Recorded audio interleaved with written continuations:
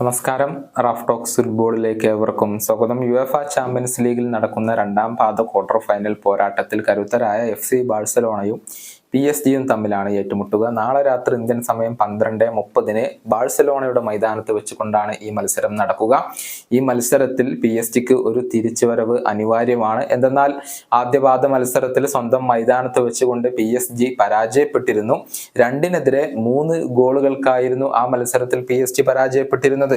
അതുകൊണ്ട് തന്നെ PSG സംബന്ധിച്ചിടത്തോളം ഇപ്പോൾ മുന്നിലുള്ള ലക്ഷ്യം അത് വിജയിക്കുക എന്നുള്ളത് മാത്രമാണ്. ബാഴ്സലോണയെ കീഴടക്കാൻ കഴിയും, അല്ലെങ്കിൽ തിരിച്ചു വരാൻ കഴിയും എന്നുള്ള ഒരു ശുഭാപ്തി വിശ്വാസം ഇപ്പോൾ PSG ക്യാമ്പിനുണ്ട് എന്നുള്ള ഒരു വാർത്തകളാണ് പുറത്തേക്ക് വരുന്നത്.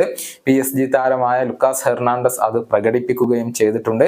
സെമി ഫൈനൽ യോഗ്യത മാത്രമാണ് തങ്ങളുടെ ലക്ഷ്യമെന്ന് ലുക്കാസ് ഹെർണാണ്ടസ് പറഞ്ഞിരുന്നു. മാത്രമല്ല, ഈ മത്സരത്തിന് വേണ്ടി ഒരു കൃത്യമായ പ്ലാൻ ലൂയിസ് എൻറിക്കെ നടപ്പിലാക്കുന്നുണ്ട് എന്നുള്ള ഒരു റിപ്പോർട്ട് ഇപ്പോൾ മുണ്ടോ ഡിപ്പോർട്ടീവോ പുറത്തുവിട്ടിട്ടുണ്ട്. കൃത്യമായ ട്രെയിനിങ് സെഷനുകൾ, അതുപോലെ തന്നെ വിശ്രമങ്ങൾ, വിലയിരുത്തലുകൾ എന്നിവയൊക്കെ PSG നടത്തുന്നുണ്ട്. മാത്രമല്ല, ക്ലബിന് ഇപ്പോൾ ഭൂരിഭാഗം താരങ്ങളെയും ലഭ്യമാണ്. കിംബെമ്പയെ മാത്രമാണ് അവർക്ക് ഇപ്പോൾ നഷ്ടമായിട്ടുള്ളത്.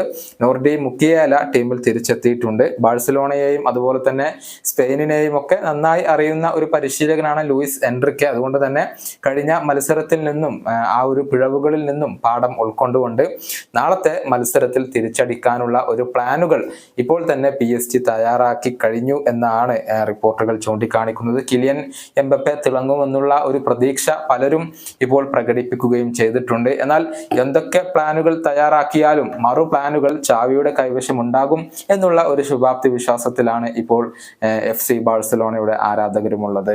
ഈ വീഡിയോയുടെ അവസാനിപ്പിക്കുന്നു. കാണാം.